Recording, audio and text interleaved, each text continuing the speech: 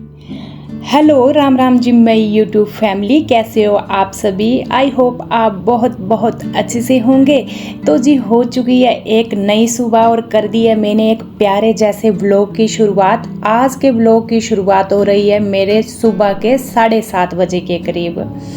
ये घी का मैं डब्बा भर कर लाई हूँ अपने गांव से। हमेशा घी मैं गांव से लाती हूँ, यहाँ नहीं खरीदती हूँ। अच्छी क्वांटिटी में लेकर आती हूँ, 5 केजी या 10 केजी के करीब। बड़े वाला जो हमारे तो डोल बोलते हैं इसको भर कर लाती हूँ मैं। स्टील का कोई भी बर्तन हो उसमें घी खराब नहीं होता, चाहे आप 1 साल के लिए क्यों ना स्टोर करके रखें। जो यहाँ शॉप पर घी मिलता है तो मेरे को बिल्कुल पसंद नहीं होता है। मैं हमेशा घर से ही, गांव से ही घी लेकर आती हूँ, वही घी हम यूज करते हैं।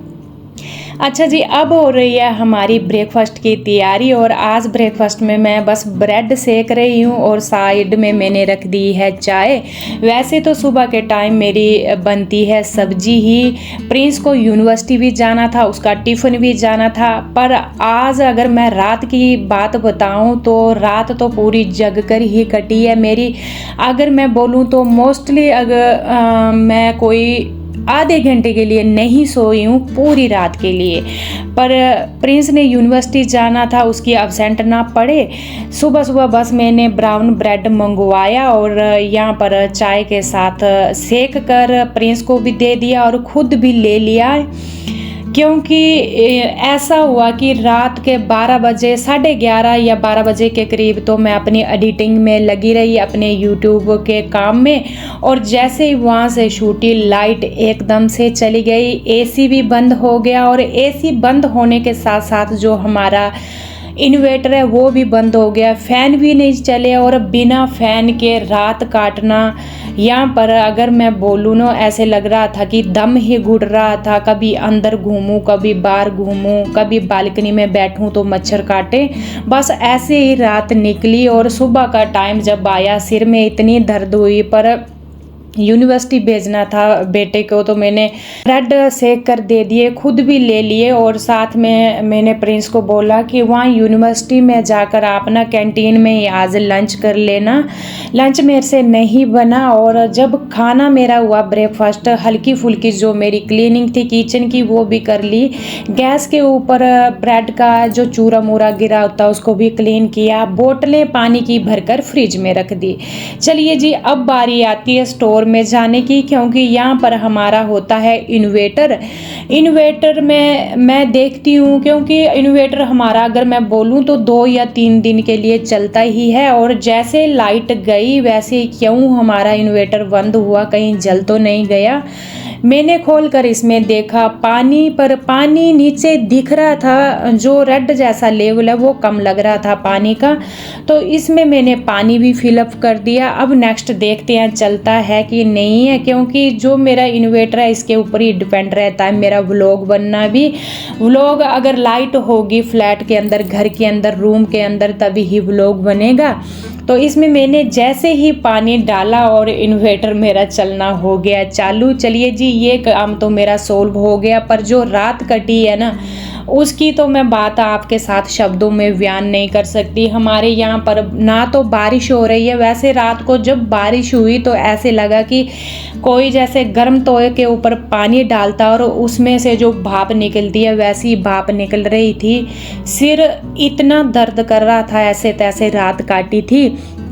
पर अभी सुबह जो है बैठना तो टोटली नहीं बनता है। अगर मैं बैठ भी जाऊं तो काम मेरे छूट जाएंगे। यहाँ देखिए मेरे जेठ जी का बेटा आया है जो आर्मी में है, वो आया था परसों आया था। वो अभी नहा रहा था बाथरूम में, मैं यहाँ पर बेड वगैरह झाड़ रही थी, वही निकला भी रूम में से। मैंने टॉवल भी यहाँ पर निकाल लिया, इसको डालूंगी मैं बाहर। तो चलिए जी, लग पड़ती हूँ अपने कामों में। एक तो तभी जब ना पूरी रात नहीं सोई हूँ मैं तो अभी जवाब दे रही है। पर मैं जब अगर रेस्ट करने बैठ जाऊंगी तो मेरा दिमाग भी रेस्ट नहीं करेगा। ये जो मेरा 1-1.5 घंटे का काम है इसको कर लेती हूँ पहले कंप्लीट, जिससे मैं मेंटली भी थोड़ी स्ट्रोंग और फ्रेश हो जाऊँ, मेरा घर लगे क्लीन।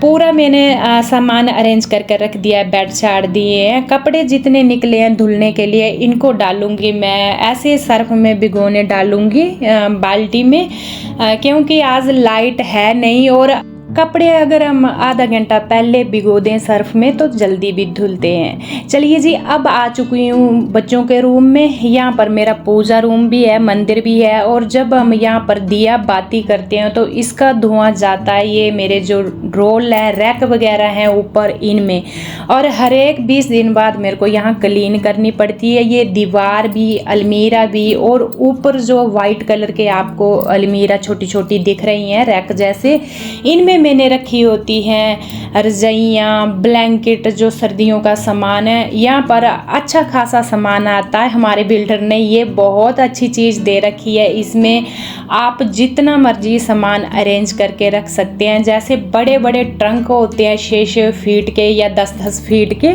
एक एक में इतना सामान आता है। ये जो ऊपर वाला हिस्सा है तो मैंने पहले विम बार से, स्क्रब से अच्छे से धुला, और उसके बाद पानी में डिप कर करके कपड़े से मैंने पूरा यहाँ पर सलमाई का जितना भी है क्लीन किया। यहाँ पर धुआं आता ही है मंदिर का, क्योंकि यहाँ पर पूजा वगैरह होती है तो मेरे को 20 दिन बाद क्लीन करना पड़ता है। मैंने सोचा चलिए जी क्लीनिंग करने से पहले, पोछा करने से पहले ये वाला हिस्सा कर लूँ, क्योंकि जब मैं यहाँ ऊपर काम करूँगी तो नीचे यहाँ पर गंदगी गिरेगी ही गिरेगी। इसको कंप्लीट करने के बाद लग चुकी हूँ मैं अपने पोछे में। अभी जिस टाइम मैं अभी ये काम कर रही हूँ तो लाइट आई, और जब एकदम से लाइट आई तो इतनी ज़्यादा लाइट आई कि फैन एक पर भी हम छोड़ रहे हैं तो इतना तेज़ घूम रहा है, ऐसे लग रहा है फैन नीचे ना गिर जाए। कई लाइट ब्लिंकिट कर रही थी, कई पता नहीं वो फ्लक्चुएट कर रही थी, इसकी वजह से एकदम कम हो जाए और एकदम तेज़ी से पंखे भी घूमने लगे। ऐसे मैंने जो पावर वाली एमसी होती है उसको कर दिया डाउन, क्योंकि एक बार मेरी फ्रिज भी यहाँ जल चुकी है। हमारे यहाँ जीरकपुर की बिजली का अगर सिस्टम बताएं तो टोटली अच्छा नहीं है। या तो वो एकदम से बढ़ जाएगी लाइट, या तो एकदम से कम हो जाएगी। और मेरा अगर मैं बोलूँ तो पिछले साल या 2 साल पहले की बात बताऊँ, यहाँ फ्लैट में मैंने नया सामान खरीदा था, इतना नुकसान हो गया था मेरा। मेरी फ्रिज 2 महीने खरीदे हुए थे वो भी जल गई थी, इन्वेटर जल गया था, और मेरा एक यहाँ पर गीज़र जल गया था, 2 मेरे फ़ैन जल गए थे, बहुत सामान जला था एक बार इसी लाइट की वजह से। बस वही नखरियाज लाइट मार रही थी। चलिए जी, आपसे बातें करते करते मैंने घर के अंदर की क्लीनिंग कर दी है, झाड़ू पोछा पूरा हो चुका है। इस टाइम पहुंच चुकी हूँ मैं बालकनी में।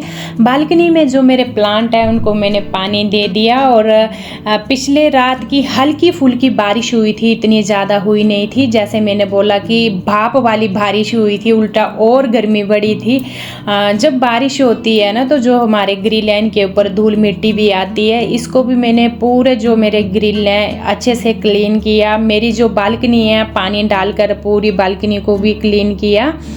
बारिश के बाद भी क्लीन करना पड़ता है, और वैसे भी मैं डेली इसको क्लीन करती हूँ पानी डाल करके। यहाँ पर रोड चलता है तो धूल मिट्टी ऊपर आती ही है। जो मेरे अंदर प्लांट है इनको मैं हमेशा देखती हूँ, जब 3-4 दिन या 5 बाद अच्छे से मिट्टी सूखेगी तभी इनमें पानी देना होता है, जो इंडोर प्लांट होते हैं, क्योंकि ये अंदर रहते हैं तो इनकी जड़ें सड़ने का डर होता है। डेली पानी इनको नहीं देना होता है। ये वाला पोर्शन जो है मेरा टीवी पैनल, इसको भी मैं पोंछ लूँगी अच्छे से। और यहाँ पर भी मेरा मनी प्लांट और एक जो स्नेक प्लांट की वैरायटी होती है छोटे वाली, ये 2 मैंने रखे हैं, इनको भी मैंने साइड में रख लिया। ये पोर्शन मैं अच्छे से क्लीन करूँगी। और इसके बाद जो मेरा टेबल, वैसे मैंने टेबल क्लीनिंग करने से पहले, झाड़ू पोछा करने से पहले क्लीन कर लिया, पर चलिए जी यहाँ पर सामान रखा है तो मैं इसको भी अच्छे से पोंछूंगी। ये भी हमारा एंट्रेंस डोर है, इसके सामने हमारा टीवी पैनल। जो हमारा एंट्रेंस डोर है इसमें जाली वाला दरवाज़ा ही लगाती हूँ मैं, जो अंदर सलमाइका वाला दरवाज़ा इसको नहीं लगाती हूँ, तो इसकी वजह से थोड़ी बहुत धूल मिट्टी यहाँ से भी आती है। इसको मैंने क्लीन कर लिया है। और जो मेरे ये प्लांट है इनको मैं दूंगी अभी पानी से नहलाऊंगी अच्छे से। मेरे को दिख रहा था कि आज इनको ज़रूरत है, डेली मैं नहलाती नहीं हूँ क्योंकि ये इंडोर प्लांट है और ये जो है शुभ भी माने जाते हैं। खास कर ये स्नेक प्लांट हो गया और दूसरा हो गया मनी प्लांट। तो ये शुभ भी होते हैं और दूसरा ऑक्सीजन का सोर्स भी है। यहाँ पर अंदर में मैक्सिमम ऐसे ही प्लांट रखे हुए हैं जो अंदर रखने के लिए शुभ होते हैं और ऑक्सीजन का बेस्ट सोर्स है। तो इसको मैं यहीं किचन में रख दूंगी 1-2 घंटे के लिए, तब तक इनका पानी सूख जाएगा, टपक जाएगा। उसके बाद ही मैं टीवी पैनल पर शिफ्ट करूंगी। और अभी मैं जैसे नहाने जा रही थी तो बच्चे जा रहे थे अलांटे मॉल घूमने, बोला चंडीगढ़ घूम कर आते हैं। प्रिंस तो गया था यूनिवर्सिटी पर, दीक्षु घर में है और साथ में जेठ जी का बेटा, वो दोनों घूमने जा रहे थे। तो मैंने बोला कि चलिए सुबह के ब्रेड ही सेक कर खाए हैं तो आपको मैं शेक बना कर दे देती हूँ।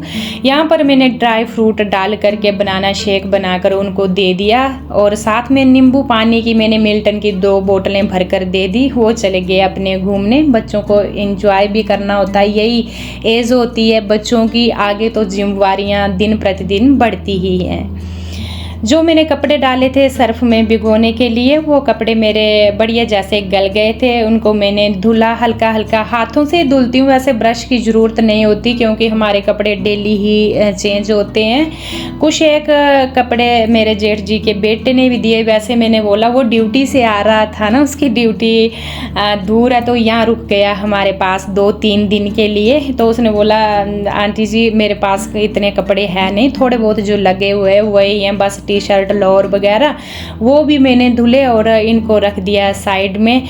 इसके बाद लास्ट काम रहता है मेरा हमेशा नहाने का, क्योंकि पसीना आजकल इतना पड़ता है कि पूछो मत। जब प्रिंस नहाया था सुबह तो उसने उस टाइम दिया लगा दिया था मंदिर में, तो मेरा पूजा का काम भी हो गया था। नहा ली हूँ अभी और नाइटी लगाई हूँ, थोड़ा रिलैक्स हो जाए, और बाल भी धुल लिए। बाल मैं या तो एक दिन गैप छोड़कर या 2 दिन धुलती हूँ, कभी कभी तो मेरे को डेली भी धुलने पड़ते हैं। आजकल पसीना इतना पड़ रहा है कि जो हमारी स्कैल्प होती है ना उसमें खुजली हो रही है और बाल इतने गुच्छे गुच्छे बनकर झड़ रहे हैं। मेरे को नहाना ही पड़ता है एक दिन छोड़कर, अगर मैं ना नहाऊं तो मेरे को इतनी खुजली होने लगती है। तो चलिए जी, नहाकर जैसे मैं आई हूँ तो सावन महीना है, अब चूड़ियाँ डालने का टाइम आ गया। जैसे कि मैंने आपको पिछले व्लॉग में बताया था कि ये जो मेरी सुहाग व्रत में सुहागी में मिली हुई चूड़ियाँ होती हैं रेड कलर की थी मेरे पास। ग्रीन वाली मैं पिछले कल गई थी मार्केट तो मैं लेकर आई थी ग्रीन वाली चूड़ियाँ। तो ये मैं मिक्स करके डालूंगी, 2 ग्रीन 2 रेड कलर की, तो ऐसे एक सेट प्रकार का बना लूँगी। बस मैंने चूड़ियाँ भी डाल ली हैं और हमेशा मैं साबुन लगाकर ही हाथों में चूड़ियाँ डालती हूँ। एक तो कट लगने का डर रहता, कांच की होती हैं ये चूड़ियाँ, और दूसरा मेरे हाथ देखने में भले ही ये छोटे लगे, छोटे छोटे दिखते हैं मेरे हाथ, पर ऐसे भारी होती है ना, जैसे हाथ की हड्डी जो होती है भारी हड्डी होती है।